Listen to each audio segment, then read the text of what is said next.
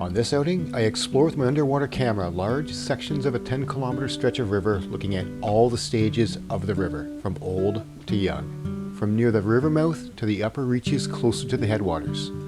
The purpose is discovering what fish are in each region of the river on a late spring day.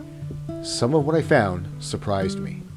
Although I couldn't cover every foot of water, I explored several areas in each region of the 10-kilometer stretch to try and get an average understanding of what fish were where, and then tried to consider why. The purpose of all this is to help us as anglers understand how we can better read water and find the fish. Where fish are will change over the course of the seasons, and will vary from river to river depending on the species present and the richness of the waters. But looking at a typical river and how the fish move up and down it through the seasons can be both interesting and help us predict where the fish may be. This river is a medium width river, ranging from about 25 feet to 50 feet wide, and with a depth of down to maybe 7 or 8 feet max, but generally knee to waist deep. It connects to a larger river system, some large sized lakes, and eventually the Pacific Ocean. As to fish species, it contains numerous varieties, typical of a river connected to a larger system for which there are no dams or major impediments to migration. It has several species of salmon, as well as steelhead, trout, char, whitefish, and several species of native coarse fish. Now let's get down to business and start looking around this river.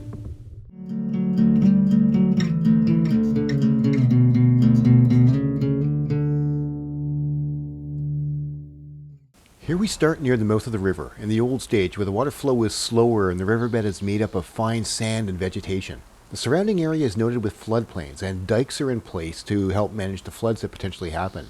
The river is wider down at this end, all factors that denote an older stage of a river. As we scan around, there's nothing in the shallows but sand and vegetation, and I spent a minute searching before I actually locate any fish. The only fish I spot, although there are a lot of them, are the large-scale suckers and the occasional northern pike minnow. If you've never tried fishing for large-scale suckers, you might be surprised at how hard they can pull. But as much as I look, there's no trout or whitefish. The water is deep here, and the temperature about 12 degrees Celsius. It appears that only the species that prefer slower and warmer water dominate the lower reaches. Considering the late spring is when both these species spawn, it makes sense that they are both here in large numbers. Still in the same water type area, we move upstream nearly a kilometer. The water temperature is about the same here, about 12 degrees. We're still in the area of the older part of the river where the slower water, wide open fields, and finer sediment on the bottom exist more. Again, lots of fish, and mostly the slower water suckers. The fish are very stationary in general. But we spot our first trout, distinctly sitting higher up in the water column than the suckers and over by some log structure. It's very active though, and a beautiful and well-grown rainbow. It's great to spot the trout, but this region is still mostly dominated by suckers. Not that that is a problem, mind you, as suckers can be bloody fun to target, but it does suggest that, as we saw before, you may have less chances at a trout here if that is your preference. Now let's continue up the river further. We continue up another 2.5 kilometers or so. The water temperatures are the same, about 12 degrees, but we can tell even from this overhead view that there are more sizable rocks here mixed with gravel. Very different than what we saw earlier. But the water isn't fast, nor does it have much in the way of rapids. It's more the middle reaches of the mature stage of the river where the water is slowed down. Still wide, but the riverbed is more solid and less prone to change due to the larger rocks here. Let's go underneath the surface. To be blunt, I searched for a full 100 meters or more of water for about 30 minutes trying to find a fish here, but there were none. The water is deep, has lots of rocky structure, and is a good temperature. And it holds fish at other times of the year for certain, but right now it has no residents. As we look at more water types, maybe we'll learn why no trout are here, but it's clear the suckers don't venture upstream this far. If they were spawning recently, they need more finer sediment or sand. There's less of that here. So if you're looking to fish for fish that are feeding on sucker spawn, you've likely come too high up in the river system. I believe it's time to find some faster water and change it up. Let's go another kilometer upstream. We are less in the mature middle stages now and closing in on the upper reaches, or the younger stage of the river. The water is swifter, and the riverbed is made of larger, heavier rocks and boulders. The shoreline is more rocky too here, with very little in the way of fertile floodplains. Hills and mountains are more likely. Most of that is apparent from this overhead shot. It's still early morning. I'm a few kilometers upstream from where I started the day, and the water is about a degree colder now at 11. I guess 2 degrees colder if it was Fahrenheit. Immediately in the faster water, we spot a trout and a few whitefish. They're scattered among the boulders near the bottom. They don't seem to be bothered by sitting in the sunny patches. Perhaps they feel safer with the broken water overhead. This is the first real group of non-sucker fish we've found. There appears to be a healthy variation in sizes from juveniles to adults, a sign of a good river where stocking doesn't overshadow the wild fish.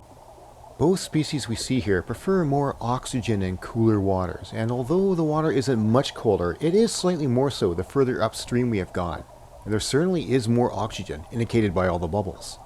These fish seek out these types of conditions as the weather starts to warm up in late spring.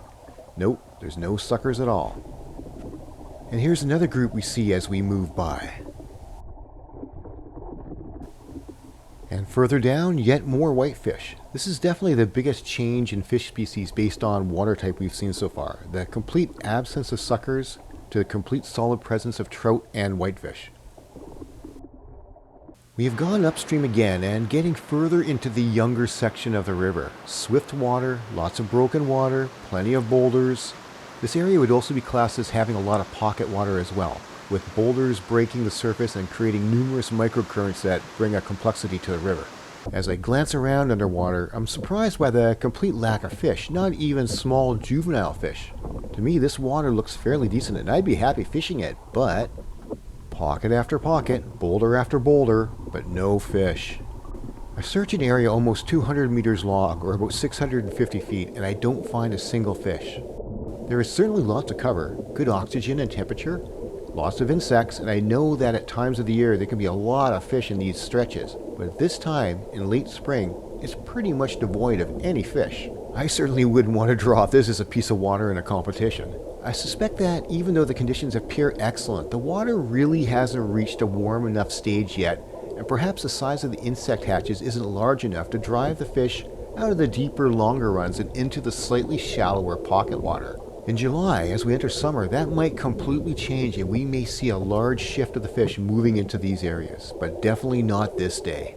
We are now in the upper reaches of the river, where broken surface water is common, oxygen levels are high, and the water temperatures are as low as they will get, 10 degrees on this particular morning. Canyon walls are steep, putting more shadows over the water, and the speed of the water is visibly higher, and the substrate of the riverbed is more frequently made up of large rock. Deep water can still be found as the fast water carves out runs, but there are fewer slow water pockets, and vegetation usually gets stripped away faster than it can grow. There is a first group of whitefish, quite a few actually, and using the boulder for cover. I can't quite tell if there's a trout amongst them, but there's at least a dozen fish packed tight together there. Other than the suckers in the lower end of the river, this is the largest cluster of fish we've seen so far.